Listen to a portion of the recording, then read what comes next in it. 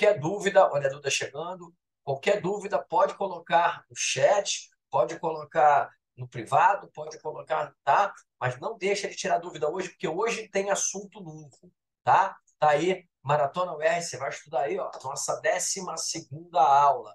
Sem mais delongas, que está chegando agora, vamos embora. Vamos começar agora, já teve o mimimi, já teve a conversinha, agora não dá mais para ter conversinha não, tá? Eu vou corrigir e comentar com vocês hoje 5 questões de preferência sem atrasar, né? Vamos lá. É o 5º simulado e aí a gente retrocede para essa questão. Eu já corrigi a 6ª questão desse simulado.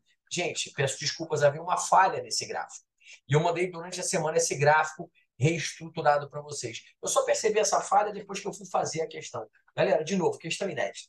Tá? Pode jogar no Google, prometo, pode jogar esse texto aí no Google, você não vai encontrar. Talvez você encontre até o texto base, mas a questão é criada por mim. Diferentemente do que aparenta, a fotossíntese equivale a uma sequência complexa de reações que acontecem no cloroplasto. A UERJ adora misturar com biologia, tá? Mas a prova nem interdisciplinar não. Considere esse fenômeno bioquímico ocorrer em uma única etapa, no qual dióxido de carbono e água são convertidos em glicose e oxigênio. Caraca, o cara deu a reação de única etapa da fotossíntese para vocês. Facilitou, né? As curvas das variações das concentrações dessas 4 substâncias em função do tempo são mostradas abaixo. Olha aí, podia ser uma questão ótima de cinética química. Toda vez que você tem gráfico desse tipo, não adianta decorar gráfico, o gráfico tem vários tipos, de concentração em função do tempo, se o gráfico for todo valorado, como é o caso desse, você pode calcular a velocidade da reação. Mas olha do que se trata essa questão. Calcule, esse é o comando, o valor da constante de equilíbrio da fotossíntese nas condições do gráfico, óbvio. Então, o comando aqui é calcule. Se o comando é calcule, tem que ter desenvolvimento. Hein? Não existe calcule sem desenvolvimento. Em seguida, nomeie as ligações químicas responsáveis, olha que questão perigosa, pela existência do dióxido de carbono e da água no estado sólido. Ué, tem ligação química responsável pelo estado físico das substâncias? Tem. Galera, grava isso. Ó, já vou escrever aqui direto, no rascunho. Toda substância molecular é aquela que é constituída por molécula. E aí, como exemplo, eu tenho exatamente o gás carbônico, né, que ele chama aqui de dióxido de carbono, água, etc. Toda substância molecular deve ser o estado físico, deve no sentido de justifica, né? O estado físico, qualquer que seja o estado físico, o estado sólido, o estado líquido, o estado gasoso, e aí vem o pulo do gato, as, craseado, ligações intermoleculares. Então, galera, só as ligações entre as moléculas que explicam o estado físico das substâncias intermoleculares, que podem ser de 3 tipos. Vamos recordar? Isso é matéria dada. Ligação de hidrogênio, jeito rápido que é matéria dada. Dipolo permanente, que é aquela das moléculas polares, e dipolo temporário, que tem diversos sinônimos, que é aquela das moléculas apolares. Não vou falar dos sinônimos agora, não. Mas é isso. É disso que trata a segunda pergunta. O que é mais fácil fazer, galera? Nomeie ou calcule? Nomeie. Então, minha sugestão, comece pela nomeação. Qual é a ligação química? Não vai escrever covalente. Olha a Estela chegando. Não vai escrever iônica. Ah, mas ligação iônica não é importante para estado físico? Sim, mas dos compostos iônicos. Não vai escrever metálica, que é importante para o estado físico dos metais. Toda substância, saiu tudo aqui, toda substância molecular deve ser o estado físico às ligações intermoleculares. Boa noite, Estela. Estamos começando a primeira questão da noite, tá? E aí é só você me dizer qual a ligação intermolecular do dióxido de carbono e da água quando estão no estado sólido. Sabe por quê? Não existe ligação intermolecular no estado gasoso. Isso é uma observação também importante, a gente pode anotar aqui no nosso rascunho. Há, não acontece, né? Ligações intermoleculares no estado gasoso. Exatamente por conta dessa não existência que o estado gasoso é o estado em que as moléculas estão livres, leves e soltas em movimento caótico. Não há ligações intermoleculares no estado gasoso.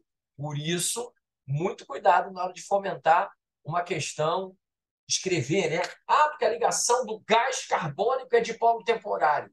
Gás carbônico? Gás não tem ligação intermolecular. Viu que detalhe, Léo? Detalhista, né? Gás não tem ligação intermolecular nenhuma. Por isso que eu deixei claro que é no estado sólido.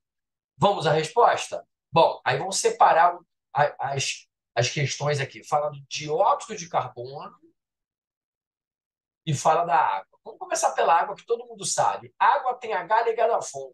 Então, H ligado a FON, a água faz ligação de hidrogênio. Vou botar no plural. São as ligações de hidrogênio que justificam a existência do gelo. Sim, gelo é água no estado sólido. É aula, né, que fala. Aqui não é gabarito, não. É aula que fala. E o CO2, dióxido de carbono, como é uma molécula apolar, daqui a pouco eu desenho ela aqui para vocês, tá, Gia? Vai fazer as ligações de dipolo temporário. E aqui o gabarito vai ter que ser aberto, porque dipolo temporário tem diversos sinônimos, tá? Dipolo temporário também é conhecido como dipolo induzido. Se você anotou dipolo induzido, tá certo. Também é conhecido como dipolo instantâneo. Então, no lugar de temporário, só que no lugar de temporário, tu pode botar induzido ou instantâneo. Agora, você também pode chamar de forças de Van der Waals, instantâneo.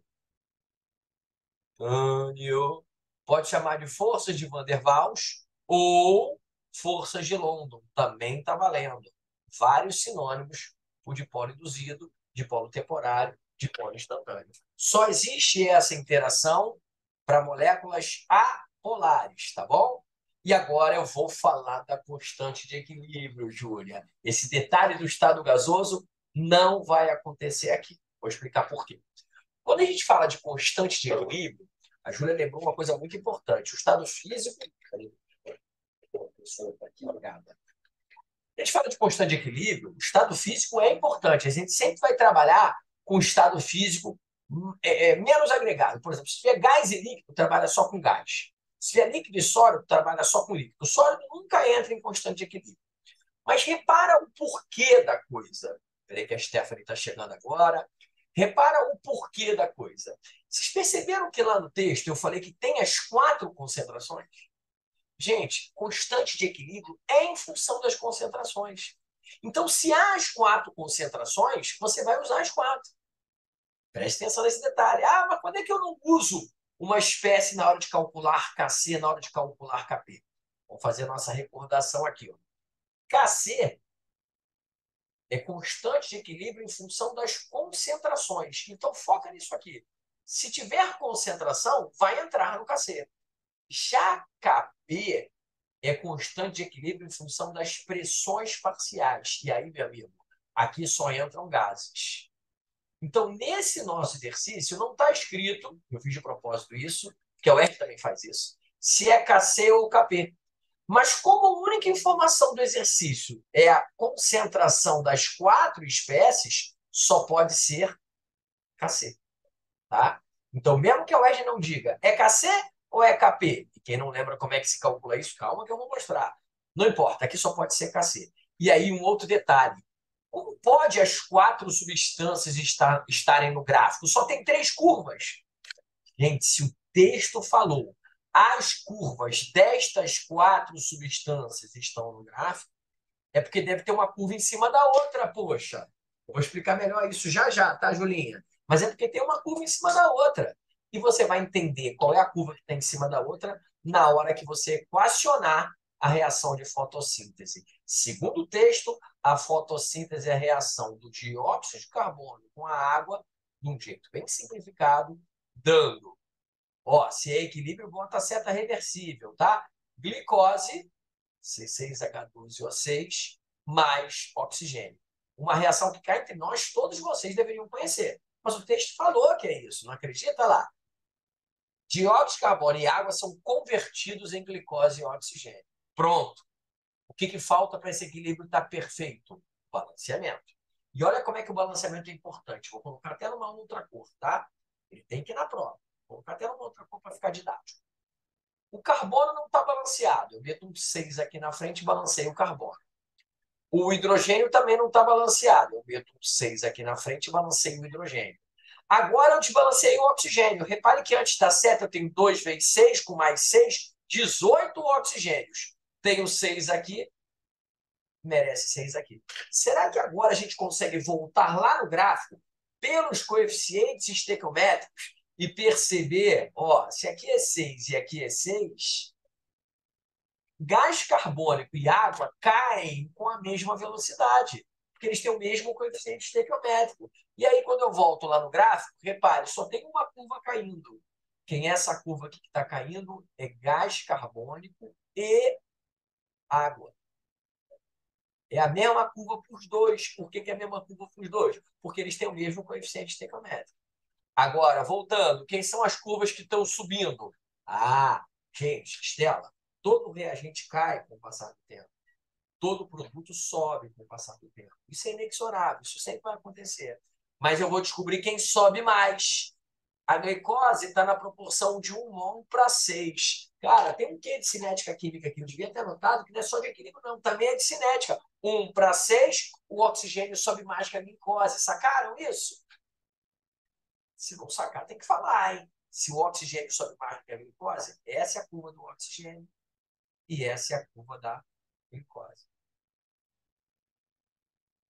Mas, mestre, essas curvas têm poucas informações numéricas. Tem nada, tem o que basta. Sabe o que basta? Ah, outra coisa importante, Jean, isso é muito importante. A gente olha para um gráfico como esse e começa a tentar. Ah, eu acho que a glicose foi ali no 0,5. Gente, não dá para inventar valores. Os únicos valores que estão. Por isso que eu corrigi o gráfico para vocês. Quem está com o simulador antigo, o gráfico está uma bosta. Corrigi o gráfico. Os únicos valores que são passíveis de leitura aqui. Opa, spoiler. Os únicos valores que são passíveis de leitura aqui são glicose começou do 4 e chegou ao 2. Só isso que dá para ler. Ah, e o oxigênio começou do 0, essas aqui todo mundo sabe que é 0, né? E foi até o 2. A glicose eu não sei até onde foi, tá bom? Então, a única coisa que dá para ler nesse gráfico é o 4, 2 e o 0. Ah, mas tem o número 3 ali, não dá para ver que alguém chegou no 3. Não está achurado, não dá para dizer. A única coisa que dá para dizer é que quando atinge o equilíbrio, olha como é que é importante, quando atinge o equilíbrio, as concentrações ficam constantes. O CO2 e a água chegam ao equilíbrio com 2 mol por litro cada um, e o oxigênio também. A glicose também atinge o equilíbrio no mesmo momento, óbvio que é no mesmo momento, mas não dá para saber qual é a concentração que a glicose atinge no equilíbrio. E é por isso que tem que ir no seu desenvolvimento, atenção, a famosa tabelinha do IREC. Já fiz isso uma vez, estou fazendo pela segunda vez, e eu acho que hoje eu vou fazer pela terceira vez uma tabelinha auxiliar. Como assim, né? Você já está fazendo a tabelinha, eu não sei por quê. Tá, vou mostrar por que eu estou fazendo essa tabelinha. Se liga, eu vou calcular KC, desculpa, eu fui rápido demais. Eu quero calcular constante de equilíbrio. E agora, Julinha, a sua dúvida. KC é a concentração dos produtos sobre os reagentes. Ouvi dizer que é para botar só gases em KC. Não é assim. Às vezes você bota líquido, às vezes você bota aquoso, mas nesse exercício vai botar todo mundo. Porque, de alguma forma, o químico que pesquisou a fotossíntese conseguiu medir a concentração de todo mundo. Em função de quê? Eu não sei. Mas pode ser concentração da água em função de todas as espécies. Se está no gráfico de concentração, entra todo mundo na constante de equilíbrio. Vai ficar assim, ó, C6H12O6, que é a glicose, vezes oxigênio, não esqueça que é produto sobre reagentes, tá, Estela? Sobre CO2 vezes a da água. Vou fingir que eu não sei. Vou fingir que eu não sei. Tá certa essa expressão de KC? Antes de calcular, tá certa essa expressão? Escreve no chat. Grita aí no microfone, se quiser. Não, faltou o coeficiente de cada um. Perfeito. Quando você balanceia, além de ser importante para a estequiometria, perfeito. Os coeficientes são importantes porque eles vão virar expoentes da expressão do KC e também do Kp, tá? Se fosse Kp, era a pressão também elevada aos expoentes. Então, o oxigênio vai levar a sexta potência, o CO2 vai elevar a sexta, a água vai elevar a sexta, e agora chegou o momento da verdade. Eu vou mostrar para vocês, chegou dúvida, mas eu já vou terminar isso aqui, já tiro a dúvida. Eu vou mostrar para vocês que não vai dar para calcular Kc. Olha por quê. Concentração do CO2 no equilíbrio, 2. Gente, não esqueça que quando atinge o equilíbrio, as concentrações ficam constantes. Então, vou achurar aqui de novo. Ó. Atingiu o equilíbrio e eu sei o valor. Concentração do CO2 no equilíbrio, 2 mol por litro. Da água também, 2. Do oxigênio também, 2. Mas, como eu estava dizendo, eu não posso dizer que a da glicose é 0,5. Sabe por que eu não posso dizer? Ah, eu chutei 0,5 porque eu achei maneiro. Não posso, tá, Léo? Eu não sei a concentração da glicose no equilíbrio. Se eu não sei a concentração da glicose no equilíbrio, volta lá para a resposta.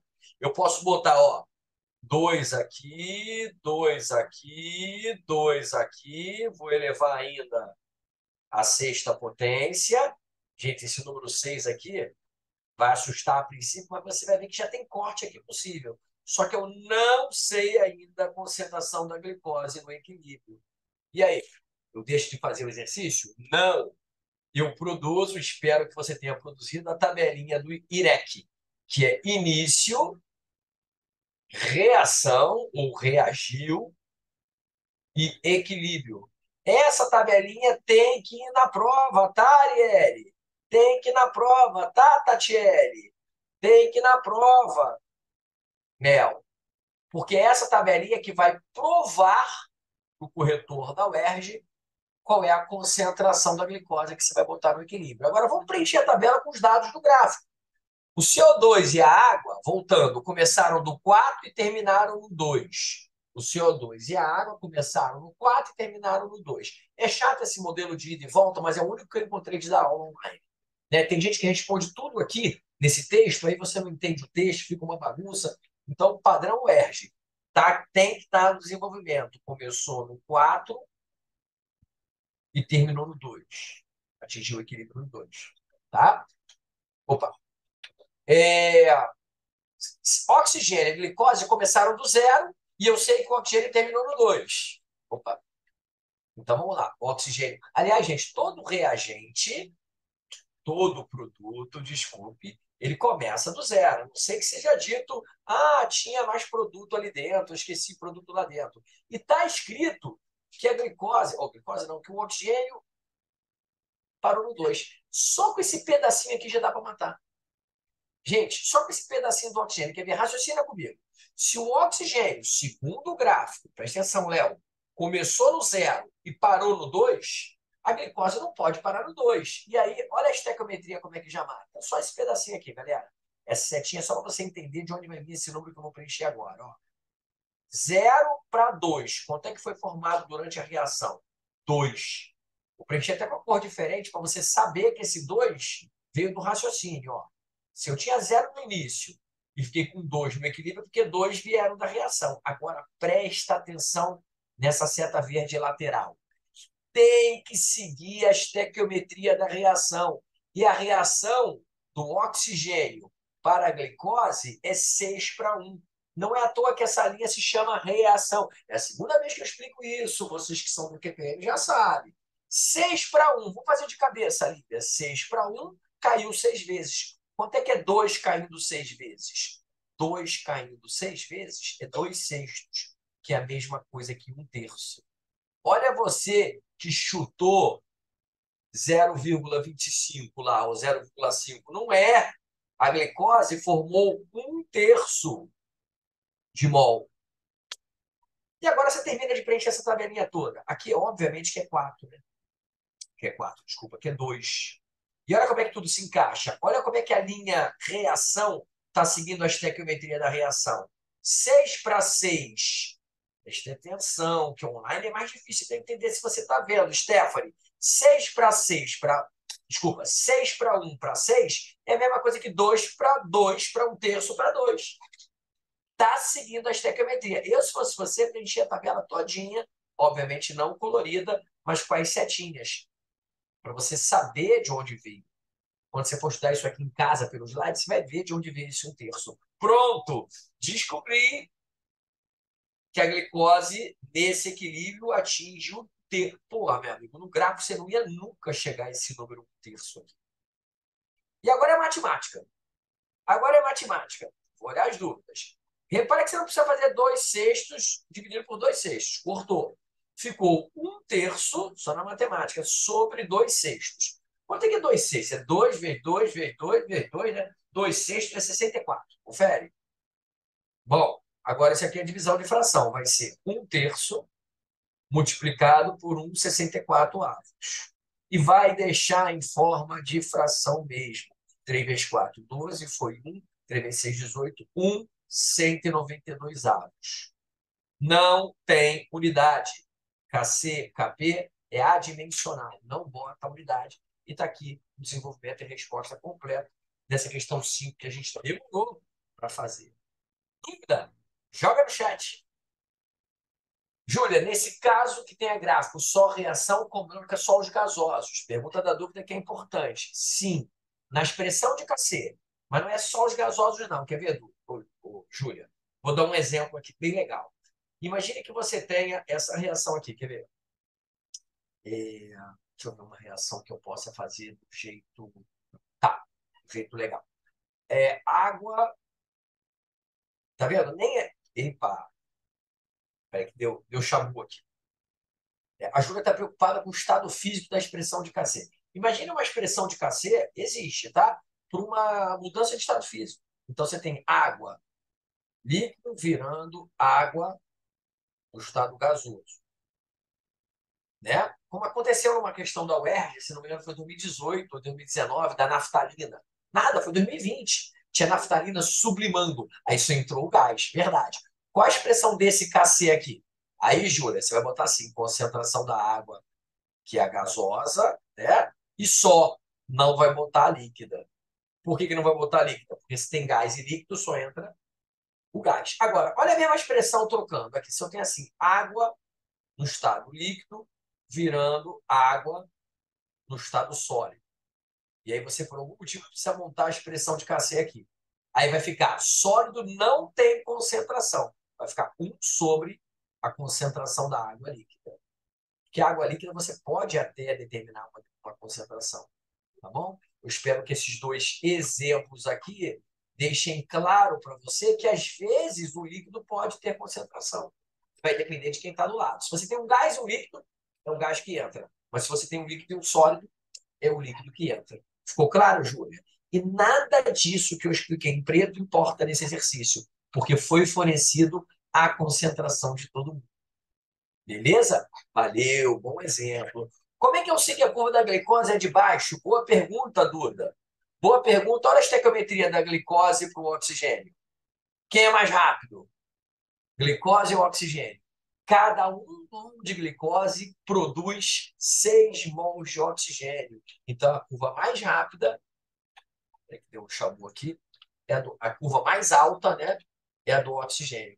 Tá voltando. Aí, pronto. A cor mais alta é do oxigênio. Então, a primeira coisa é cinética química, tá? Tem um quê de cinética química ali. Saber quem é CO2, quem é água, quem é oxigênio, quem é glicose, é o tchan da cinética química desse exercício. Tá bom? Mais dúvidas, meus QPBistas? Não? Tem que montar essa tabelinha do IREC, pelo menos parcial. Pelo menos para encontrar esse número aqui, ó, 1/3. Tá? Só peço desculpas, galera, que eu sempre combino com vocês que só vai o vermelho, né? Aqui vai todo esse colorido, tá? O caderno de resposta aqui tá tudo colorido. Tem a ver com os coeficientes estequiométricos. E aí, já corrigindo, tem um quê de cinética química aqui, tá? Eu escrevi que os tópicos dessa questão são equilíbrio químico, ligações intermoleculares, mas também tem cinética química, correção ao vivo. O professor também erra, tá?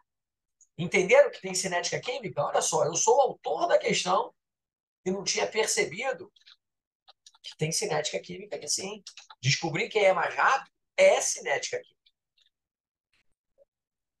Pronto, corrigir ao vivo. Quem sabe faz ao vivo. Pronto. Então já vai para você o slide completinho desses 3 assuntos aí. ligações intermoleculares, porque a gente escreveu ligação de hidrogênio, dipolo, dipolo temporário, né? Lembra que dipolo permanente é só quando a molécula é polar. E a água faz ligação de hidrogênio porque tem H ligado a O. Toda molécula que tem H ligado a O, você lembra disso, faz ligação de hidrogênio. Tá bom? Qualquer dúvida, chama no chat. A gente já fez a 6, vamos para a 7. Cara, essa questão assusta só na figura. Nada demais, é uma das fáceis de hoje. O ácido cítrico é formado após o processo fermentativo. Ah, eu vou usar a tabelinha do IREC de novo, se você quiser. Porque está escrito que eu tenho uma solução 0,2 mol por litro desse ácido que está desenhado aí, que é um ácido cítrico, que tem 0,5% de ionização. Galera, isso aqui você pode até considerar que é um rendimento. É o rendimento da reação de ionização, também conhecido como grau de ionização. Quem gosta de fórmula pronta chama isso aqui de alfa. E tudo bem, se você já tem fórmula pronta na sua cabeça, quem sou eu para tirá-la? Vamos usar. Se tiver erro, eu vou dizer onde está errado. Vem a estrutura em bastão desse ácido. É muito importante essa estrutura. Calcule a constante da primeira ionização do ácido cítrico e o pH da solução produzida. Em seguida, identifique as funções orgânicas. Ah, meu amigo, entre calcule e identifique, eu prefiro identificar a função orgânica. E tudo bem fazer fora de ordem, sempre digo isso, né? Função orgânica e determinar o número de carbonos secundários nessa molécula. Não é à toa que essa estrutura veio. Mas essa estrutura veio por vários motivos. Tá legal? Vamos lá. Que funções orgânicas, está no plural, você vê no ácido cítrico? Porra, mas está bem claro, né? Ácido carboxílico. Só que repara uma coisa, o ácido cítrico ele tem 3 carboxilas. Ele é, portanto, um triácido. Isso vai ser importante lá na hora de calcular pH, de calcular constante. E agora você entende porque pediu a constante da primeira ionização. Já explico melhor isso. Mas não tem só ácido carboxílico, não. Tem ácido carboxílico, precisa escrever 3 vezes, e tem álcool. Olha a função álcool aqui embaixo. Então, funções, ácido carboxílico e álcool. Número de carbonos secundários nessa função. Carbono primário se liga a um átomo de carbono. Secundário se liga a 2. Terciário se liga a 3. E quaternário se liga a 4 átomos de carbono. Isso não tem nada a ver com carbono quiral e não tem nada a ver com carbono tetravalente. Aliás, todo carbono é tetravalente. Agora, se ele gastar dessas 4 ligações, 2 com carbono, o carbono é secundário. Quantos carbonos secundários tem nessa molécula? Vou botar S de secundário. Esse carbono aqui da ponta não é secundário, está ligado a um carbono só, então ele é um primário. Esse aqui, o segundo carbono, é um secundário, já achei 2. Esse da meiuca, olha que barato. Pô, esse aqui é quaternário, né? Não, ele está ligado a um carbono em cima, um do lado, outro do lado, ele é terciário, então psila não conta. Como a molécula é simétrica, do outro lado vai acontecer a mesma coisa. Ó, secundário, esse da pontinha primário, e o lado do topo só se liga a um carbono. Primário também. Acabei marcando tudo. Mas o mais importante é que eu vi que só tem 2 carbonos secundários nessa molécula. Já ganhei metade do ponto da questão. Que eu vi 2 carbonos secundários, não precisa dizer qual é. Determine. Se liga, galera, o comando determine é só determinar. São 2 carbonos secundários e acabou. Agora, como é que eu vou calcular a constante da primeira ionização? É aula que chama, né? Galera, toda vez que você tem um poliácido, cuidado, tá? Vou até botar aqui uma observação no meu rascunho. Cuidado. Poliácidos, poli quer dizer mais do que um, que é o caso daqui, são 3. Poliácidos fracos. A maioria dos poliácidos são fracos. Tá? Só tem um poliácido que é forte, que é o ácido sulfúrico. Tá? Mas a UERJ não vai cobrar isso. Tá? Não desse jeito que eu vou explicar agora. Poliácido, quem fez isso foi uma vez a UF, pegou muita gente pelo pé. Mas vamos lá. Poliácidos fracos, eles se ionizam em várias etapas, sim. E aí o mais importante, quando você tiver poliácidos fracos, você só considera a primeira ionização. Tá? Então, observação, vou até dar uma melhorada aqui nessa observação. Só se considera a primeira ionização para poliácidos fracos. Vou explicar por que as outras são desprezíveis. Se o cara é fraco, Inclusive, isso aqui é para calcular pH, tá? Vou até falar de um jeito melhor, quer ver? É, para cálculo de pH, só se considera a primeira ionização. Se o cara é fraco, presta atenção comigo, o conceito de ácido fraco, ele se ioniza pouco. Se o cara é um triácido, não quer dizer que ele é forte, ele se ioniza um pouquinho na primeira etapa, muito menos na segunda e muito menos na terceira. Se você pesquisar no Google mesmo as constantes de ionização do ácido, desse aí, do ácido cítrico, o K1 vai ser 1000 vezes maior que o K2, que vai ser 1000 vezes maior que o K3. Por isso que eu te pedi a constante da primeira ionização. É a única que dá para calcular quando eu te dou a concentração. Então, olha, para calcular pH de poliácidos fracos, que é a maioria dos casos, que é o nosso caso, né? Ácido cítrico, ácido fosfórico, né? Só se considera a primeira ionização. Porque as outras são muito pequenas. A primeira já é pequena. Imagina as outras. E o que é isso, mestre? Primeira ionização. Presta atenção, Estela. Olha, lá na molécula desenhada, você está vendo que tem 3 carboxilas. São esses hidrogênios que eu estou sublinhando. Vou botar uma cor diferente. São esses hidrogênios que eu estou marcando aqui em azul que vão se ionizar, que vão ser liberados. Só que eles vão ser liberados um a cada vez, em 3 etapas. E a primeira é muito maior que a segunda. A explicação para essa frase, pô, o Guedes joga uma observação do nada. A explicação é porque, entenda, a constante da primeira ionização, a gente pode chamar de K1, ele é muito maior, essa é a explicação, que a K2, que é muito maior que a K3. E é sempre assim, tá? Poliácido fraco é sempre assim. Polibase também, tá? Fraca também. A primeira ionização, ou a primeira dissociação, é maior que a segunda, é maior que a terceira. E só por isso que eu posso matar a questão. Agora, como é que eu vou descobrir a constante da primeira ionização? Quem tem fórmula pronta seria assim, ó, KI é igual a... Depois eu mostro a fórmula pronta, tá? Já estou dando spoiler. Mas quem não tem fórmula pronta vai pensar nessa primeira ionização. Porque, olha só, você vai montar o seguinte desenvolvimento. Ácido cítrico, olha que barato, para você não ter que escrever o ácido cítrico organicamente, aquela molécula toda. Se ele é um triácido, em termos de cálculo, só me interessa que ele tem 3 hidrogênios. Tá? Vai considerar só a primeira ionização. Olha lá, vai dar H+, né? Só liberou um hidrogênio, mais o resto. H2 CIT só para lembrar que é CIT, menos 1. Como é que você sabe que é mais 1 e menos 1? Ah, galera, tem que decorar que o H é mais. Se o H é mais, o resto é menos. Pronto. E por que você está considerando só a primeira ionização? Porque aqui eu já vou matar as 2 perguntas. Eu vou calcular a constante da primeira ionização. Gente, sabe por que eu não pedi a constante de equilíbrio da segunda, ou da terceira, ou a total? Porque não dá para calcular. Com esses dados do problema, não dá para calcular da segunda, da terceira, ou total, mas da primeira dá. E como é que eu vou calcular a constante de equilíbrio? Adivinha? Fazendo de novo a tabelinha do IREC. E agora preste atenção que as informações estão lá no texto. Ó, a concentração inicial do ácido cítrico é 0,2 mol por litro. E desse 0,2 mol, só 0,5% sofreu ionização.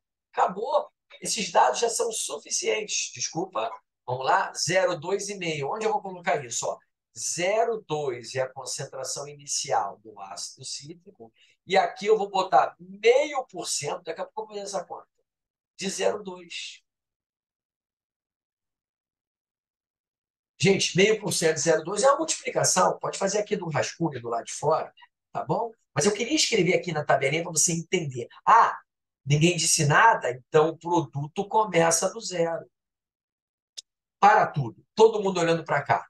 Todo mundo olhando para a tela. O que está em vermelho... Gente, tabelinha do IREC é um perigo. Se você não vê o preenchimento, não adianta. Olhar ela estagnada não adianta. O que está em vermelho aí veio do texto. Você só tinha que preencher. Tá bom? O que está em vermelho veio do texto. 0,2 era a concentração inicial, né? Vou melhorar isso aqui. e 0,5% de 0,2 foi o que se ionizou. Tá? Paguei demais. Mas é para deixar 0,5% de 0,2, mestre? Não, você vai fazer a conta, óbvio. Eu só estou mostrando aqui para depois, quando você for estudar, entender que isso aqui é 0,5% de 0,2. Minha canetinha está toda torta hoje. É 0,5% de 0,2. Quanto é que é 0,5% de 0,2? Cuidado que você tem que fazer essa conta com porcentagem, tá? É um erro muito comum, né? 0,5% é só multiplicar por meio. Não é. É 0,5% de 0,2. É uma multiplicação. Aí você faz uma rascunha aqui fora. 0,5% de 0,2. Bom, 0,2 vezes meio, tá? Dá 0,01. E ainda tem que dividir por 100, porque é por cento. Então é melhor trabalhar com notação científica. 10 a menos 4. 0,5% de 0,2 é 10 a menos 4. Se é 10 a menos 4 ali, vai ser 10 a menos 4 do ladinho e 10 a menos 4 do ladinho, do mesmo jeito que a questão anterior. Olha que barato. Simulado 5, um belo treinamento de equilíbrio. Então, aqui vai ficar 0,2, porque 10 a menos 4 é muito pouco. Então, aqui já é uma aproximação. Ó. Aproximadamente 0,2. Aqui vai ficar 10 a menos 4. E aqui vai ficar 10 a menos 4. E agora, dá ou não dá para calcular a constante de equilíbrio? Dá. Mas, mestre, você não pediu a constante de equilíbrio, você pediu a constante de acidez da primeira etapa. Porra, é a constante desse equilíbrio. Vai ser a concentração dos produtos, H+, H-CIT menos, H2-CIT menos, sobre, esse é um jeito rápido de escrever, né? H3-CIT. Agora, se é constante de equilíbrio, tem que ser no equilíbrio. Estou calculando o Ka1. 10 a menos 4 vezes 10 a menos 4 sobre 0,2. Mestre, eu não entendi por que você não fez aqui 0,2 menos 10 a menos 4. Gente, porque 0,2 é 2 vezes 10 a menos 1. É 3, é 1.000 vezes maior, é 2.000 vezes maior que 10 a menos 4. Então você despreza o 10 a menos 4. Por isso que esse número aqui é aproximado. E é comum aproximar mesmo, tá bom? Senão você vai ficar na conta aí, gigante desnecessária. Ficou 10 a menos 8 sobre 2 vezes 10 a menos 1. Bom, 10 a menos 8 sobre 2 vezes 10 a menos 1 é 5 vezes 10 a menos 8. E como toda constante de equilíbrio, não tem unidade. Segunda vez que eu explico isso hoje. 5 vezes 10 a menos. Já tem dúvida pipocando no chat. É isso mesmo. Joga no chat, grita no microfone. Por que 0,2 no equilíbrio do ácido cítrico? Vou explicar de novo, Julinha. Todo mundo erra isso. Na verdade, vou explicar melhor para a Júlia aqui. Só para a Júlia, tá, gente? Não é para você que está em casa aí à noite estudando, não é só para a Júlia. Claro que é para você também. Na verdade, eu vou explicar mais devagarinho aqui, Júlia, para todo mundo entender. Aqui, em verde, que é o raciocínio, eu deveria colocar o quê? 0,2 menos o 10 a menos 4 que está aqui em cima, que reagiu. Até aí foi? Só que quando eu vou para essa matemática, olha o que é 0,2 aqui no cantinho direito, Júlia. Menos 10 a menos 4. Ficou claro? Olha lá. O que é 0,2 menos 10 a menos 4? É 0,1999. Cacete, essa porra aqui é 0,2. Pô, mestre, como é que você vê isso rápido? É o seguinte, toda vez que você tem que somar ou subtrair um número de outro, que é da ordem de 1.000 vezes maior ou 1.000 vezes menor, despreze esse número que é 1.000 vezes menor. Foi o que eu fiz. Eu peguei o 10 a menos 4 e esqueci. Ó. Ah, 10 a menos 4 não vou olhar, não. Vou ficar com 0,2. E é isso mesmo. Ficou mais claro agora, Ju?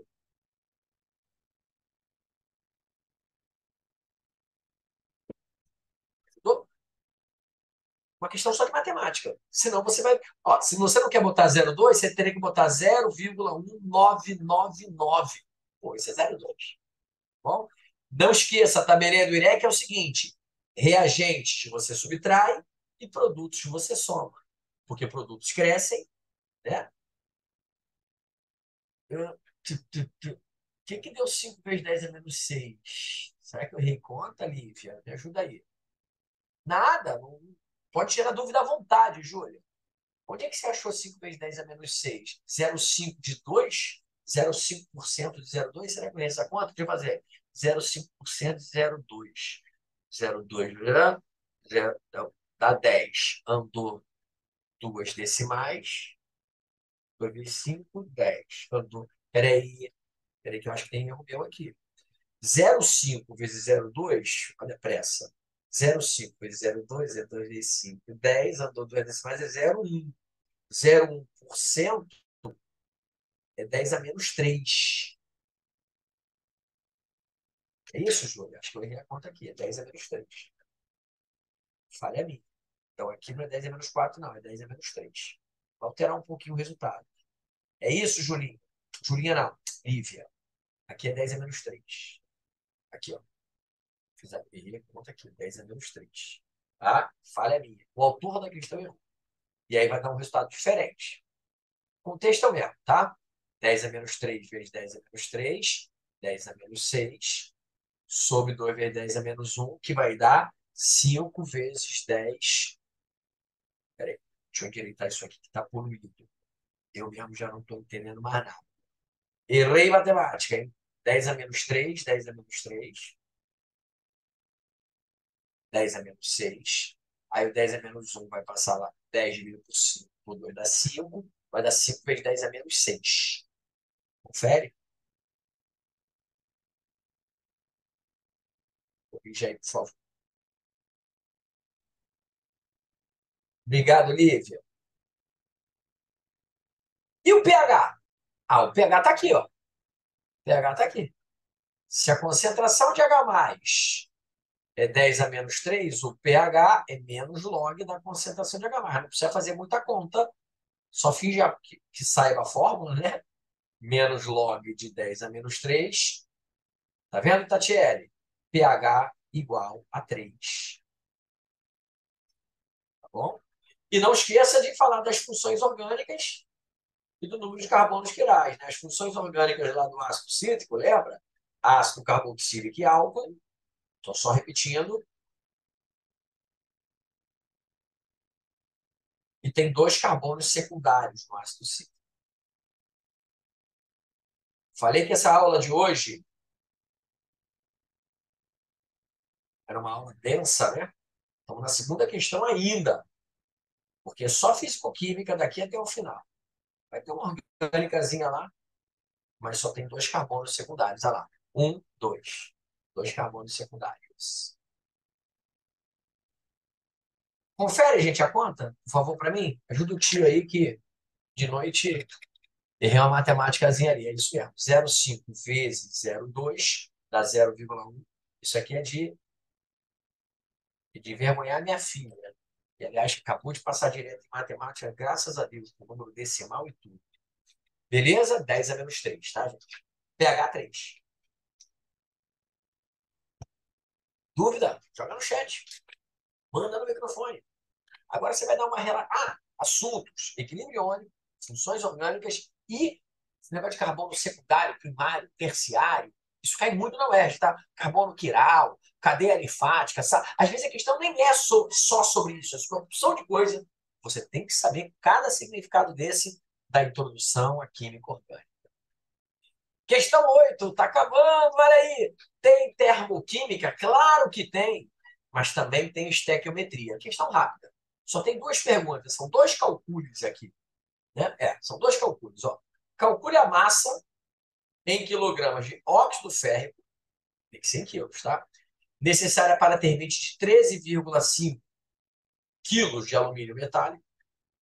Ah, tem uma outra pergunta aqui. Indique o caráter do óxido de alumínio. Posso começar por aqui. Caráter de óxido, galera. Puxa, isso aqui é muito, muito, muito química inorgânica, tá? Indicar caráter de óxido é um perigo, ainda mais na UERJ, que é uma prova específica. Então, vou dar uma dica.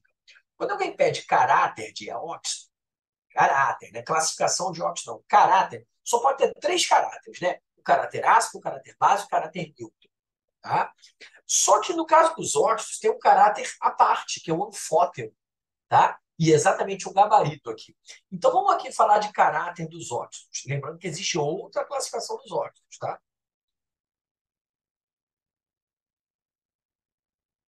Vamos falar aqui de caráter dos óxidos. Boa, a Duda me lembrou uma coisa importantíssima, gente. Deixa eu voltar aqui rapidinho aquela questão, porque eu falei da fórmula pronta e não mostrei a fórmula pronta. Olha só, tudo que eu fiz aqui na questão anterior para matar, né, a constante de ionização, aqui, ó, 5 vezes 10 a menos 6 esse gabarito, tudo isso podia ser feito por uma fórmula pronta, que é essa aqui, ó. KI é igual a M alfa ao quadrado. Se você fizer por esta fórmula aqui, onde M é a concentração molar, vai funcionar. Agora, cuidado, vai funcionar para a primeira ionização, porque, de novo, num poliácido fraco, só na primeira ionização que você considera, tá bom? E deu certinho. Isso aqui é conhecida como fórmula de Oswald.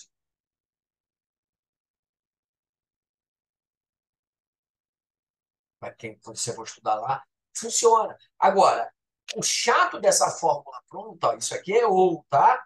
Isso não bota na prova, não. O chato dessa fórmula pronta é que se você esquecer, você não faz. E você pode fazer, montando a tabelinha do IREC, sabendo o conceito de porcentagem. 0,5%, 0,2%, né? Pode errar a porcentagem que nem eu errei, 10 a menos 3. Tá bom? Beleza? Certinho, Duda. Obrigado por lembrar que existe uma fórmula pronta para isso. Voltando a caráter dos óxidos, tem uma dica aqui bem legal. Caráter é caráter ácido, básico e neutro, e aí tem uma escadinha para você seguir. Olha que barato. Se o óxido for formado por Eles, metal desculpa. mais... Oi, pode falar. Tem como adaptar a fórmula para segunda, terceira ionização?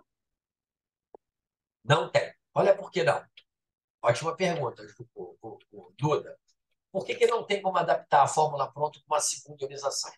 Porque numa segunda ionização, a fórmula é a mesma, só que você teria que ter o grau de ionização, esse 0,5% que eu dei, né? Está escrito que ele se ionizou 0,5%, ele teria que ser parcial. Eu tinha que dizer, olha, o grau de ionização da segunda ionização é 0,01%. Ia ser um troço assim desse nível. Aí você pode usar a mesma fórmula. E a molaridade não seria a molaridade inicial, mas seria a molaridade desse ânion aqui. Esquece isso, Duda. Sabe por que esquece? Porque ninguém vai te pedir a constante de uma segunda ou de uma terceira. Pode até ele dar. Né? O que, que pode cair de ionização de poliácido? O cara te dá a constante da primeira ionização, da segunda, da terceira e pede a total. Aí você vai multiplicar as constantes que você acha total. Mas é o único caso de constantes de 2, 3 ionizações que pode acontecer. Tá bom? Não vai precisar adaptar essa fórmula para a segunda ionização, não. Relaxa. Beleza? Pergunta importante da Duda, hein, galera? Esta Obrigada. fórmula, KI é igual a M alfa ao quadrado, inclusive ela subiu aqui da tela, acho que não ficou. Essa fórmula, KI é igual a M alfa ao quadrado, você poderia usar para não ter que montar essa tabelinha toda do IREC, isso aqui tudo você podia fazer assim, ó. KI é igual a M alfa ao quadrado. Onde o alfa é o grau de ionização que eu mostrei na tela anterior. Bom? Valeu, Dudinha. Show de bola. E aí, como eu estava dizendo aqui, o caráter dos óxidos, peço desculpas, tá? Ele pode ser dado pelo NOx. É o jeito mais, assim, preciso de você acertar o caráter dos óxidos. Vale lembrar, gente, que os óxidos, né? Existem mais de 400 óxidos na natureza. Decorar, acertar todos eles é uma temeridade. Então, vou simplificar a sua vida fazendo uma escadinha bem sincera, bem razoável. Se o óxido for formado por metal de inox 1 ou metal de inox 2, com algumas exceções, ele é um óxido básico, caráter básico. Tá? Se o óxido for formado, vou ter até colorido aqui para ficar tentar didático, o metal mais 3, que é o nosso caso aqui do exercício de hoje, e metal mais 4, e mais algumas exceções, ele é um óxido anfótero.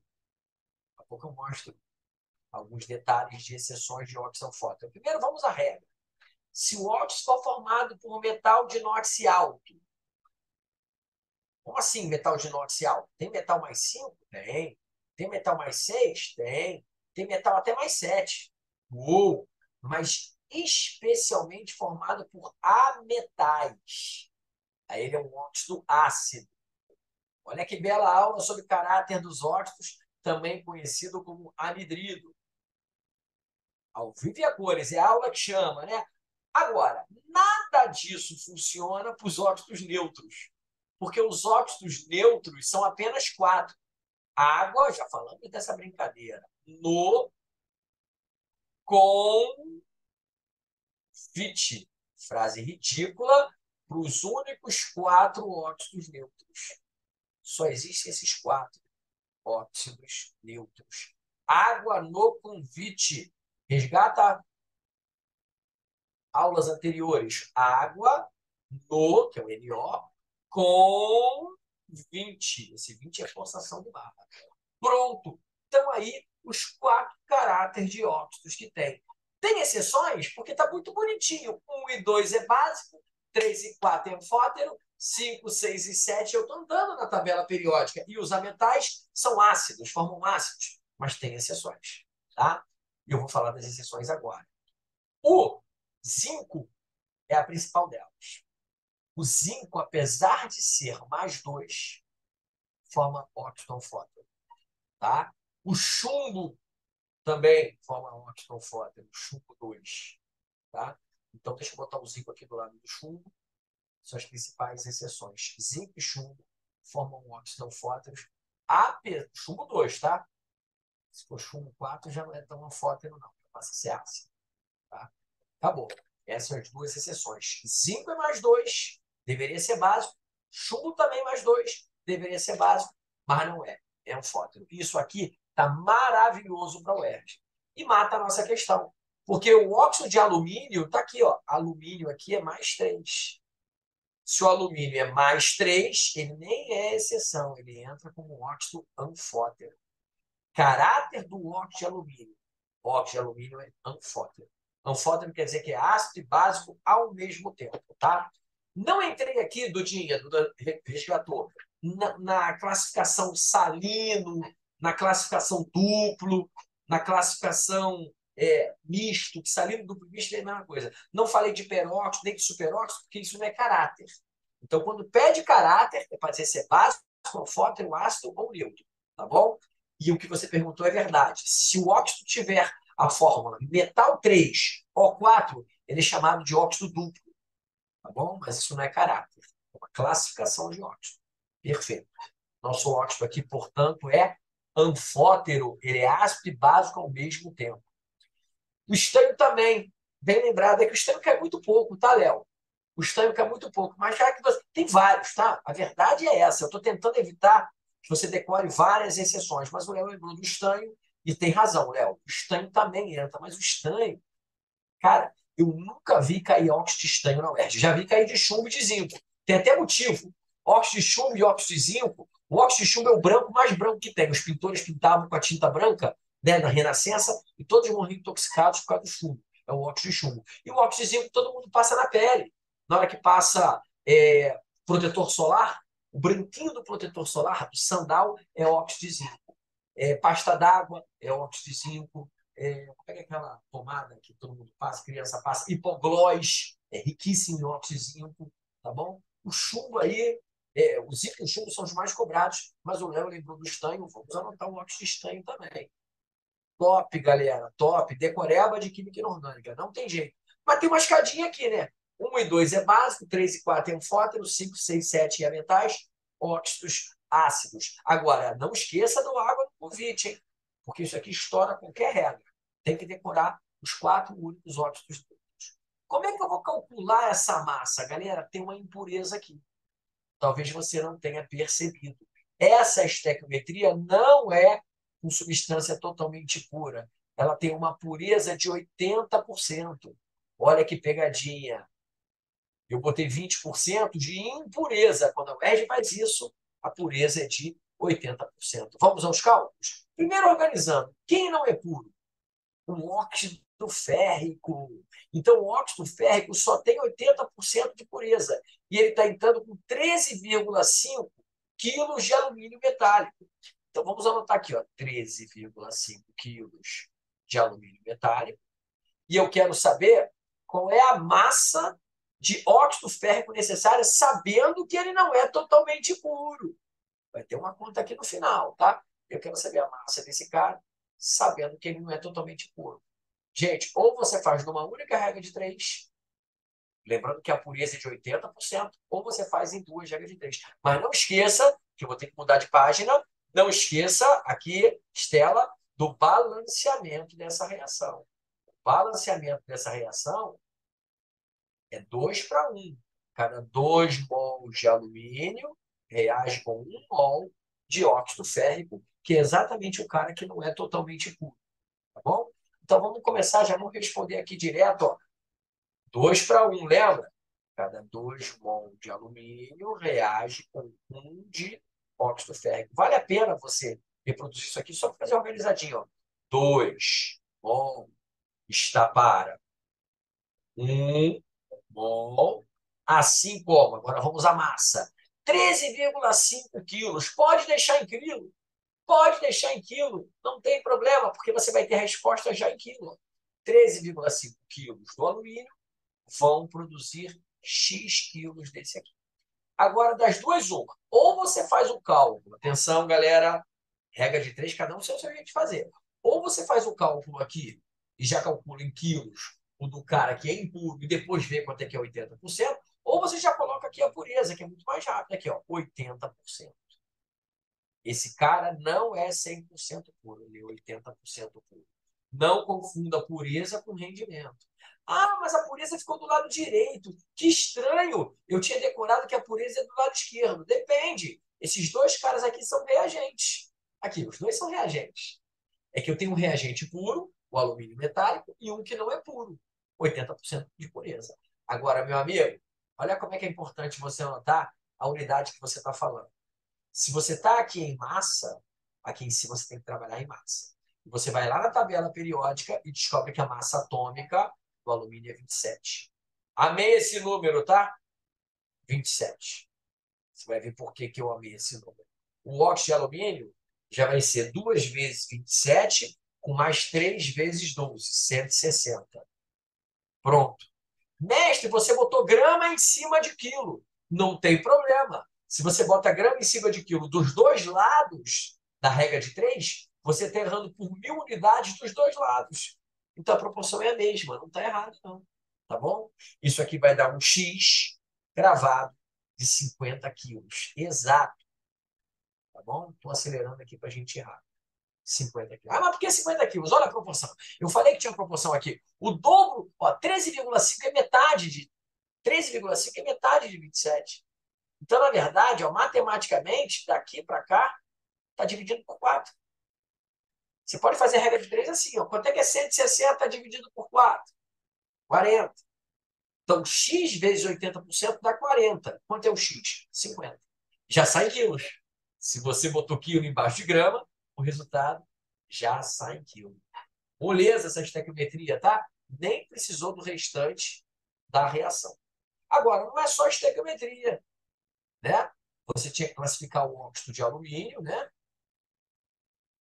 Botar um caráter, né? Caráter é um fóton. E ainda tem que fazer aqui uma questão de termoquímica. Será que eu vou ter que calcular o ΔH desse treco? Não, o ΔH já veio. Repare, calcule também a entalpia padrão de formação do óxido de alumínio, sabendo que ela é o dobro da entalpia padrão de formação do óxido férrico. Cara, esse tipo de questão é assustador, porque não tem número nenhum. Mas, gente, dizer que uma entalpia é o dobro do outro, dizer que uma entalpia é o dobro da outra, é uma grande informação. E aí vem um pulo do gato. Opa! Desculpa interromper, é que você Fala, Duda. usou o óxido de alumínio em vez do óxido férrico. Ele pede óxido férrico. Peraí. Me diga o caráter do óxido de alumínio, foi isso? Não, peraí. Não, na Calcule a estequiometria. massa de óxido férrico necessária para ter MIT de 13,5. Boa, Duda. Boa. Na hora de... Aqui eu peguei certo, lá no nosso caderno de resposta na pressa eu botei errado. Aliás, nem existe essa reação. Obrigado, Duda. Eu botei errado aqui. FeOH3. Pressa. Fe2O3. Obrigado, Duda. Agora a massa mola dele já está certinha, tá? Eu já tinha colado aqui, o ferro é 56 de massa. Ó, só para a galera que vai desconfiar, ó. O triplo de 12, 48. O dobro de 56. Espera aí que aqui eu fiz a conta errada, né? Não, tá certo. 112 com mais 48, 160. Perfeito. Tá? A massa molar deu 160 certinho. A conta tá certa. Obrigado, Duda. Interrompa sempre que eu fizer essas besteiras aí com pressa. Eu tinha anotado a substância errada. O resto tá certo.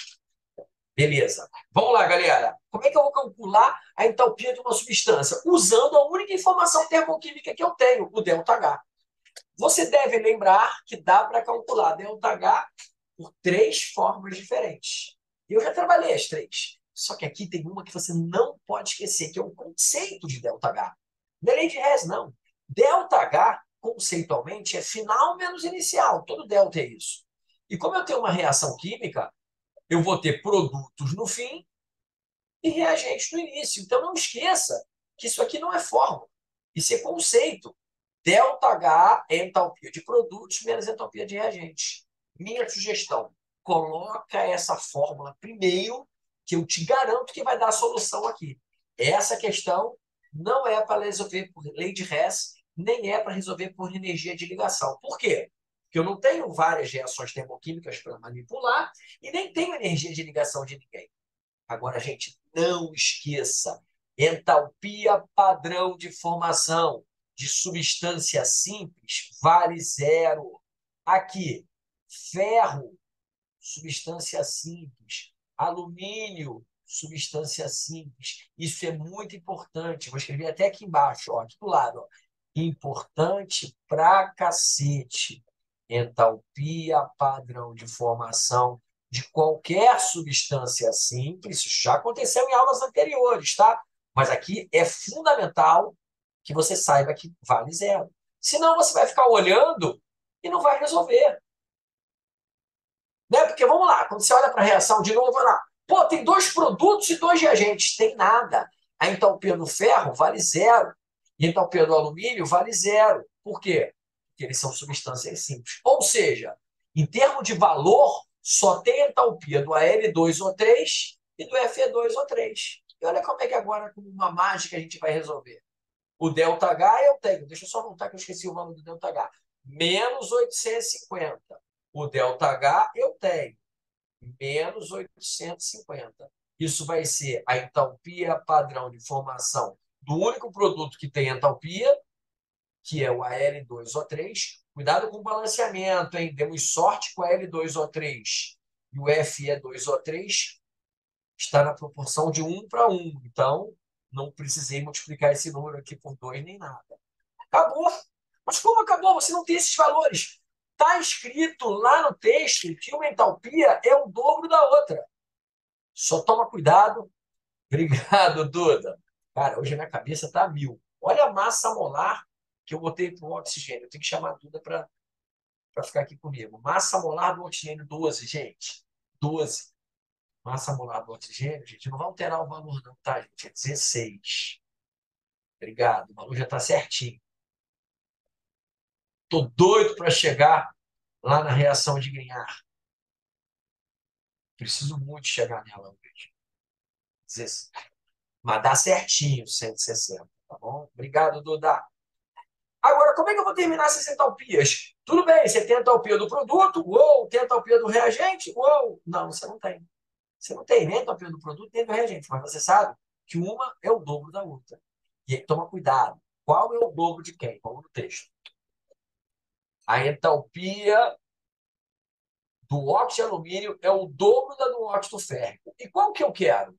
Eu quero a do óxido de alumínio. Então, se a do óxido de alumínio é o dobro da do óxido férrico, porra, se a do óxido de alumínio é o dobro da do óxido férrico e eu quero a do óxido de alumínio, eu vou deixar a do óxido de alumínio, ó, entalpia padrão de formação do óxido de alumínio, e vou dizer que a do óxido férrico é metade.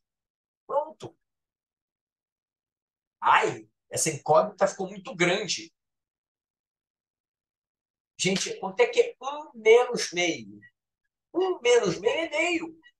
Então, eu descobri aqui ó, que o espaço acabou, que a metade da entalpia que eu quero calcular, que é de formação do óxido de alumínio, a metade é menos 850. Se a metade é menos 850, quanto é que vai ser a entalpia padrão de formação do óxido de alumínio? Menos 1.700 kJ por mol. E já bota quilojoule por mol, porque a entalpia padrão de formação é sempre por mol. Ficou poluidinho, né? Mas esse é o gabarito. Tá bom? Menos 700. Dúvida? Joga no chat. Joga no chat. Ou fala no microfone. Pode usar X? Perguntou a Duda. Pode. Fica até mais fácil de entender isso aqui. Fica muito incógnita, né? Então, olha o que eu vou fazer. Sugestão da dúvida. Sugestão da Duda, tá? Eu vou dizer aqui que X é o que eu quero, a entalpia padrão de formação do óxido de alumínio, para não ter que escrever isso aqui toda hora e não ficar tão poluído. E olha como é que vai ficar mais bonita a minha resposta. Ótima dica, Duda. Tá? Opa, aqui eu não devia ter tirado. Aqui eu não devia ter tirado. Aqui é o conceito. Entalpia padrão de formação do óxido de alumínio. Agora que eu vou botar uma entalpia em função da outra, lembra que uma é o dobro da outra. Só toma cuidado para não confundir quem é o dobro de quem. Né? Eu estou confundindo pra caramba, poderia ter confundido. Aqui vai ficar mais suave assim. Se a entalpia que eu quero é a do óxido de alumínio, eu vou deixá-la como incógnita. Eu vou chamar de X. E a outra, tá? Não é o dobro dela. Ela que é o dobro do óxido de ferro. Então a outra vai ser a metade de X. X sobre 2. E aí, de novo, volta aquela conta. Quanto é que é X menos X sobre 2? X menos X sobre 2 é X sobre 2. Pronto. X sobre 2 menos 850. Quanto vale o X?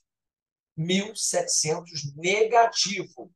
Não esquece do sinal. Tá bom? Errou o sinal, perdeu bastante ponto, não é? Não é uma questão difícil, tá, gente? É uma questão de termoquímica, de estequiometria e de funções inorgânicas. Uma bela aula aí sobre os óxidos ácidos, básicos, neutros, anfóteros.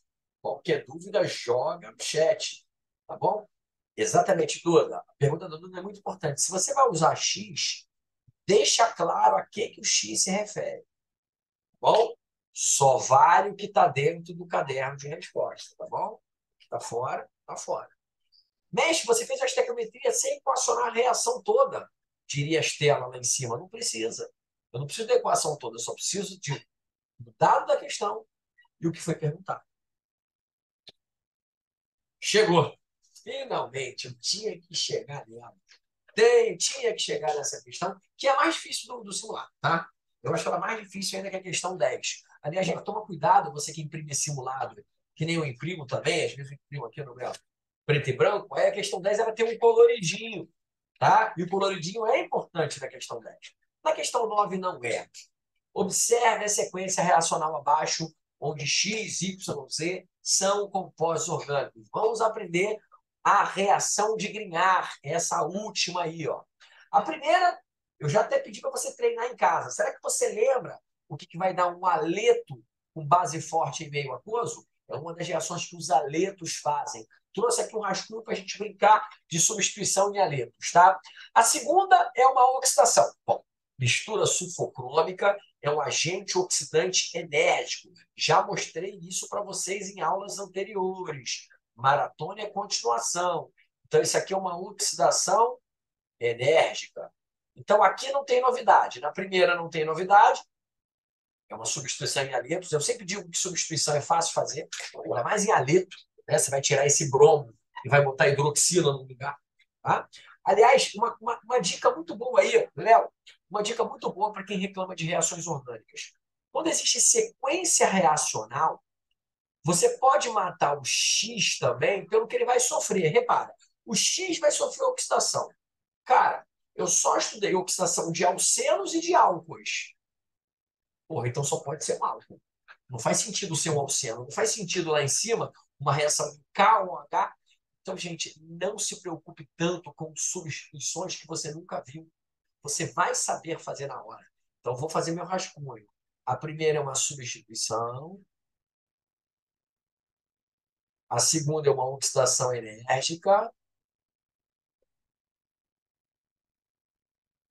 E mesmo se você não soubesse que é enérgica ia dar certo. E a terceira é a novidade. A terceira é a famosa síntese de Grignard. Eu fiz a estatística, ela caiu uma vez. Grignard, que se escreve. Se lê Grignard, francês. Ela caiu uma vez nos últimos 5 anos e 2 vezes nos últimos 10 anos. Então, eu trouxe para vocês com qualidade. Para a gente descobrir X, Y, Z, acertar tudo que está aí, classificar mecanismo, eu preciso fazer o checklist aqui. Substituição em aletos, já mostrei em aulas passadas. Aqui, ó, olha meu laser. Substituição em aletos, já mostrei em aula passada. Tá? Só que agora vem, olha o checklist, síntese de Grignard. E síntese de Grignard, além de ser uma reação orgânica que a gente vai estudar, tudo que quem chegou depois, galera, Lívia, Stephanie, tudo que tem amarelinho já apareceu em questões dos nossos simulados aqui no Maratona UERJ. E eu garanto que no final do Maratona, quinta-feira, tudo vai estar amarelado. Tudo. O que não tiver, eu vou ter que explicar. Tá bom? E tem uma surpresa na quinta-feira para vocês, que vai ser o estudo dirigido. Eu vou pegar tudo que está aqui e vou dizer qual questão você encontra. Tá bom? Vai ser um índice remissivo das questões. Mas olha que barato que eu já trouxe. Cara, síntese de Grignard é um tópico tamanduá. Tópico tamanduá é aquele que quando cai, pega todo mundo pelo pé, cai um pouco e o pessoal não está acostumado. E olha o que eu fiz para vocês. Surpresa! Simulado 2, questão 7, simulado 8, questão 2, simulado 9, questão 3. São as questões que trouxeram o tópico hidrodessalina. Solução tampão você nem fez ainda, hein? Só que já está sentando a bunda para fazer. O simulado 6, questão 10. Vamos estar resolvendo na quinta-feira. Lei de Faraday. Equilíbrio de dissolução, o famoso KPS. Além da listinha de KPS, só caiu uma vez no nosso simulado. Síntese de Grignard. Simulado 5, questão 9. Estamos fazendo agora. Mas também vai aparecer no simulado 7, questão 10. Duvido que teu cursinho faça isso. Duvido que teu cursinho faça isso. E um assunto que eu ainda não expliquei, vou explicar agora. Mecanismo de reações orgânicas. Não é, Lívia? Tem 4 questõezinhas até o final da tua vida aí no QPM, tá? Até o final da tua vida esse ano no QPM. Cara, cursinho nenhum faz isso. Relaxa que eu vou printar essa tela e jogar no grupo do WhatsApp para vocês. Aí, meu amigo, você já sabe onde é que estão os detalhes. Esses são os únicos detalhes que podem cair na prova da UERJ domingo. O resto é conteúdo que você já estudou. Tá bom? Voltando lá para a nossa questão, eu primeiro quero salientar aquela primeira reação lá de... Cadê? De substituição em aleto. Olha lá. O que vai acontecer aqui? Ó? CH3, CH2, esse BR está para fora. Gente, substituição, eu sempre digo que é o seguinte, tem que ser criativo. Né? Pegar minha canetinha verde e vou ser criativo. Quem você substituiria dessa molécula aqui? O carbono, né, Tatiele, que é o pai da química orgânica? O hidrogênio, que é o filho da química orgânica, ou o bromo? É claro que é o bromo, porra. E aí, eu sempre digo isso. Falei hoje para você, né, Lívia? Aqui, Léo, se você sabe a carga de quem sai, bromo é negativo, claro, é muito eletronegativo. Você sabe a carga de quem entra. Se sai bromo negativo, vai entrar OH, que também é negativo. Só tenham cuidado com essa reação aqui. Esse meio aquoso parece bobeira, mas não é. É muito importante. Não vou comentar isso agora não, porque o tempo está curto. Isso vai acontecer no simulado daqui a pouquinho. Se o meio for alcoólico, é eliminação. Olha que doideira. Esse é um tipo de reação quando você muda o meio, muda o mecanismo. Mas aqui não é eliminação, é substituição. E eu já tenho até o tipo de substituição que é, não é, Lívia? Aqui, saiu negativo e entrou o negativo. Quando eu peço aqui, classifique o mecanismo da primeira reação, você escreveria apenas substituição. Mas se eu ERG pedir quanto a partícula reagente, aí você ainda vai ter que dizer se a substituição é eletrofílica, olha a aula, é a aula que chama, né? Nucleofílica, essa é a última de hoje, ou via radical livre, que é raro, tá? Via radical livre você nem chuta. Tem professor ensinando errado em cursinho, tem professor ensinando o aluno a decorar os nucleófilos e os eletrófilos. Ele está de sacanagem, não faz isso não. Porque o nucleófilo de uma reação pode ser eletrófilo em outra. Cara, presta atenção na palavra. Eletrofílica é latim, significa amigo de elétron. Nucleofílica, amigo de núcleo. Vamos falar das duas mais importantes. Via radical livre deixa para depois.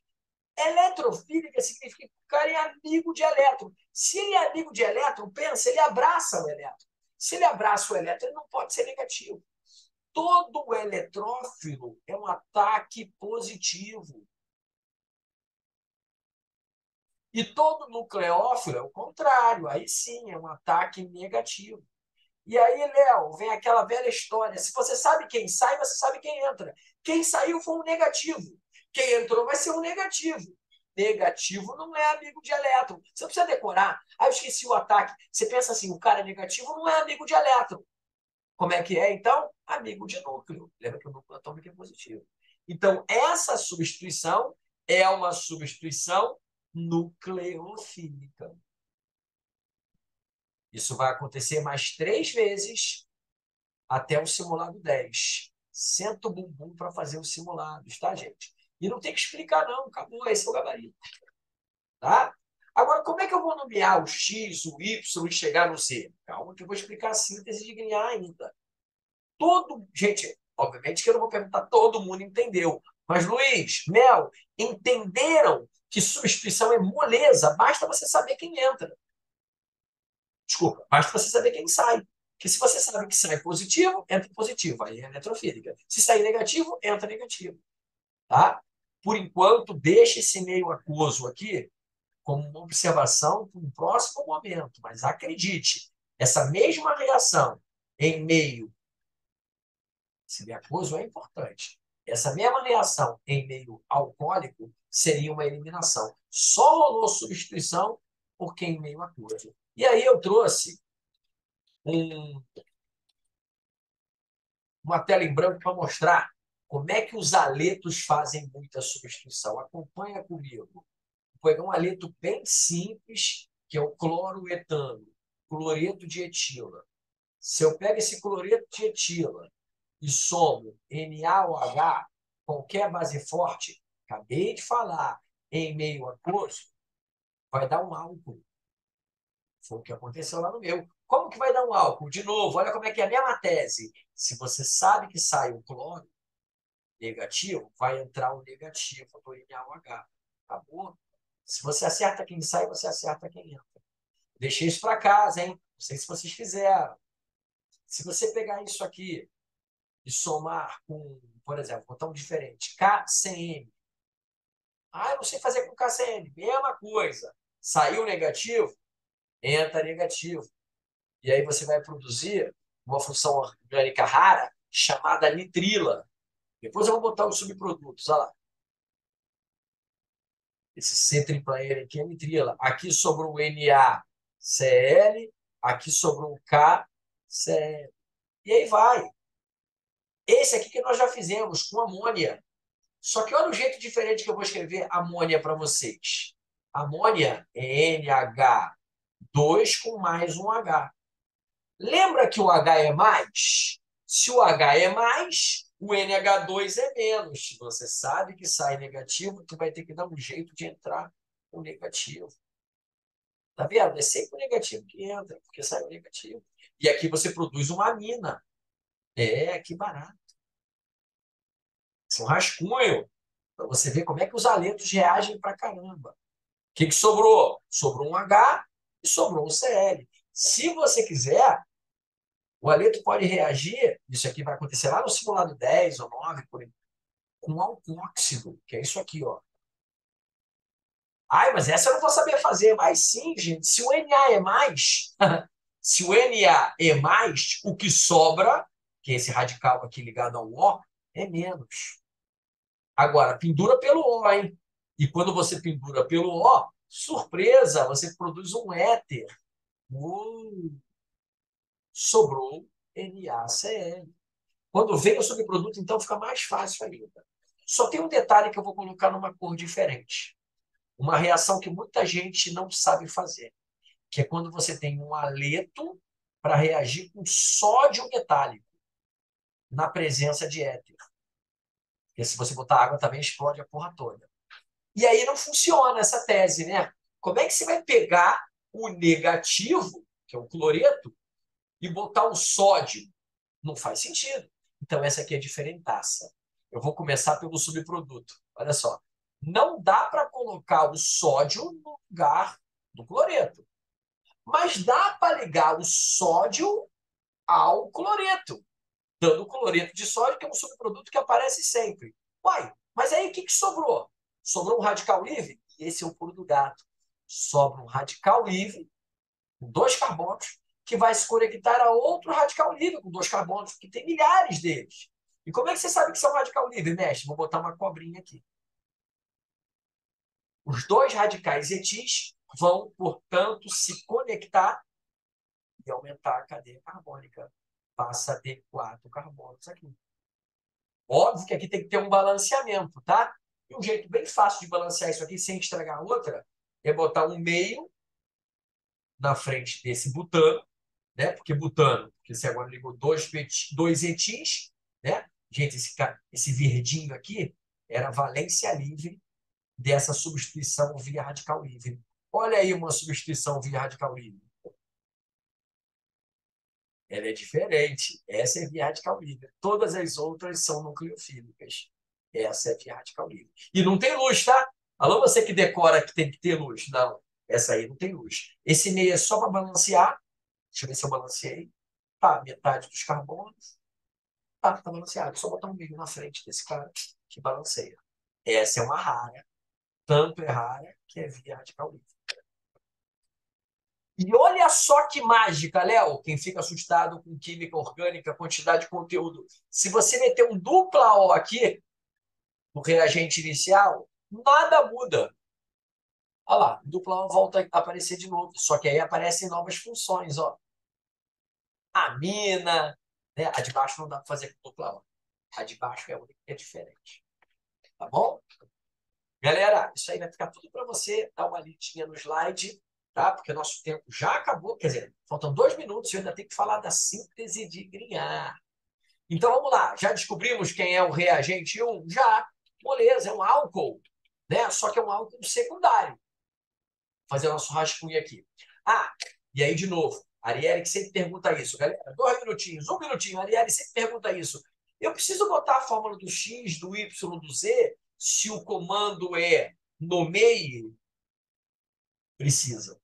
Por que que precisa? Porque ninguém nomeia isso olhando para uma reação. Então você tem que botar quem é o X, quem é o Y e quem é o Z. Ah, precisa fazer as reações? Galera, eu até sugiro que faça de Grignard, para mostrar de onde você chegou no Z. Porque ninguém chega no Z sem saber a reação de Grignard. Então, o que eu vou fazer lá no desenvolvimento? Eu vou fazer essas 3 reações para ir rápido em bastão. 1, 2, 3, 4, com bromo no carbono 2. 4 com bromo no carbono 2. 4 com bromo no carbono 2. 4 com bromo no carbono 2. Estava decorando. Caderno de respostas. 4 com bromo no carbono 2. Reagiu com NaOH, se não me engano, em meio aquoso. O produto X é esse álcool aqui, que vai poder sofrer oxidação numa boa. Esse é o produto X. Ainda sobrou NABR. E tudo bem se você não botar NABR, é subproduto. Mas agora você já pode dar nome ao X. Butan, 2-ol. Eu acho que pedem o nome do X. Tá? Produto Y. É KOH? Obrigado, Jean.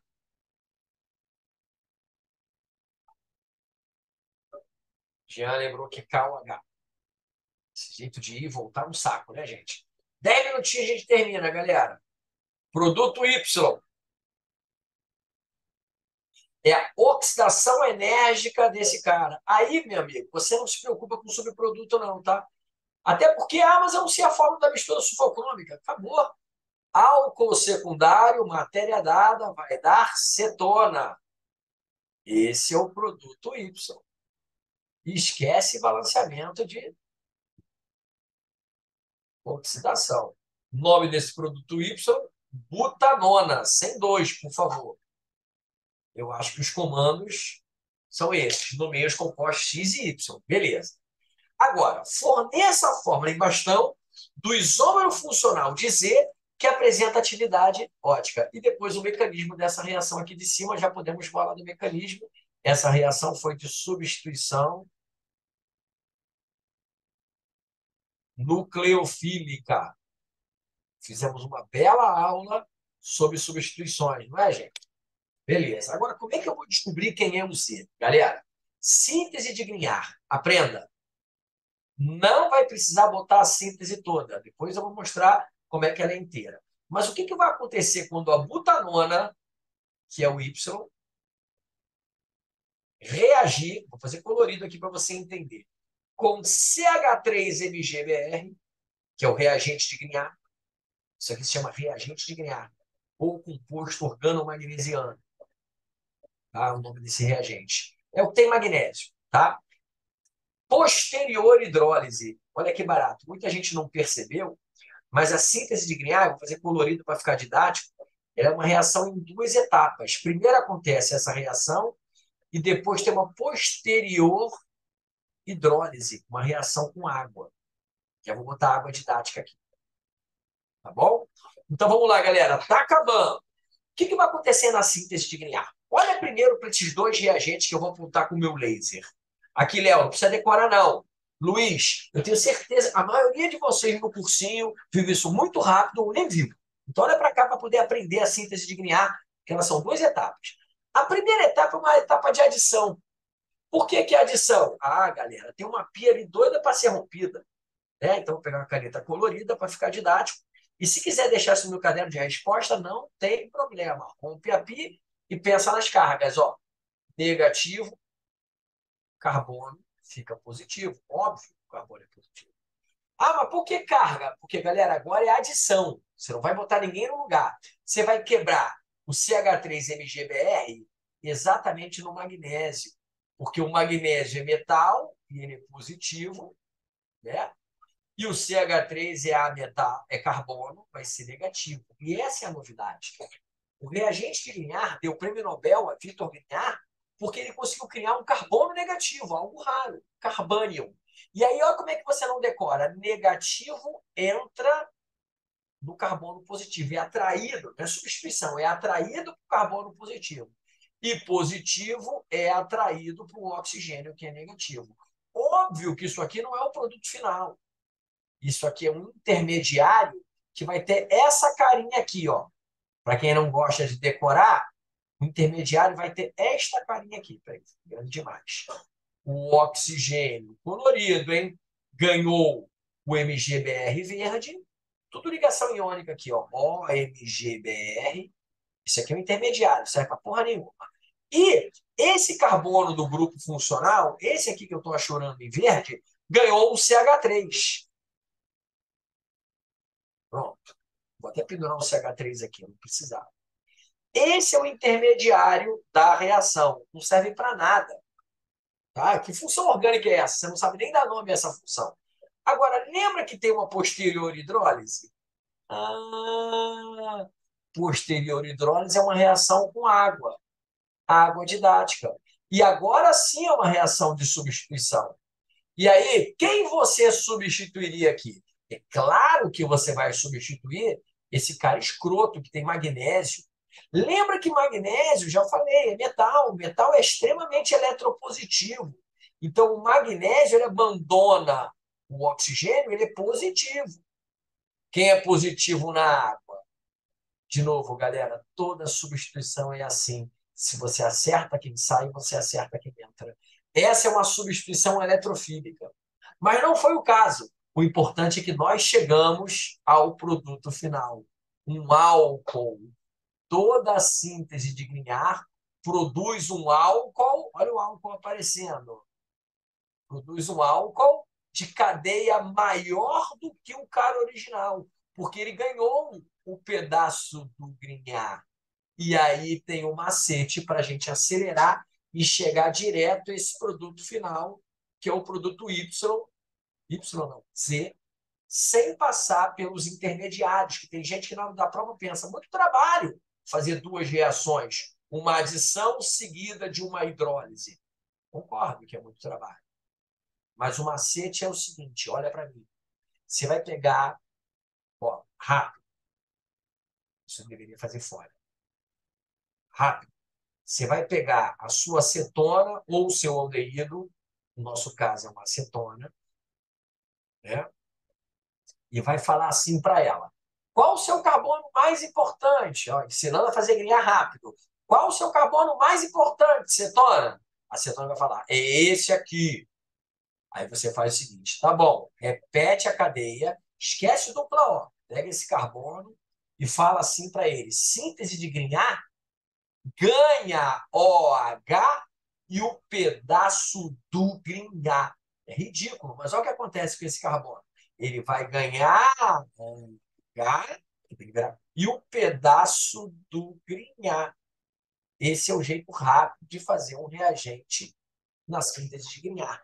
Pega o carbono do grupo funcional, ganha OH e o pedaço do Grignard. Se o pedaço do Grignard for fenil, você pendura um fenil. Se for grandão, você pendura um grandão. Se for metil, como é o nosso caso, metil. Ah, e se o dupla O estiver na ponta? É ali na ponta que vai. Ganha OH e o pedaço do Grignard. É tão ridículo, vou até escrever. Ganha OH e o pedaço do Grignard. Gostaram? Esse é o jeito rápido de fazer a reação de Grignard. Qual a vantagem dela? Ela faz álcool primário, secundário e terciário, coisa que a gente não conseguiria fazer com oxidações, com reduções, por exemplo. Bagunçou o meu desenvolvimento, né? Bagunçou não, só vai na prova o que está dentro. Agora pode fazer rápido, tá? E como é que é rápido? Pega a mesma cadeia da cetona, ganha OH e o pedaço do Grignard. Quem ganha o OH e o pedaço do Grignard? Aquele carbono do grupo funcional. Olha lá, eu estou achurando ali em vermelho. Fica muito mais rápido assim. Ganha o OH e o pedaço do Grignard. Foi, Jean? Foi, Duda? O tempo já acabou, já passei os 10 minutos, ou passei 8 minutos, mas agora vamos fechar a questão. Eu não quero saber o composto Z. Eu quero o isômero funcional de Z que tem atividade ótica. Até porque esse Z não tem atividade ótica. Agora, meu amigo, o composto Z é um álcool. Haja espaço. Quem é o isômero funcional desse álcool? Bom, isomeria funcional de álcool geralmente é um éter. Então vamos lá, fazer o isômero funcional do álcool aqui em cima. Vou escrever para não ficar bagunçado. Já está bagunçado? Isômero funcional. Essa é a síntese de Grignard. Tem que treinar, tá, gente?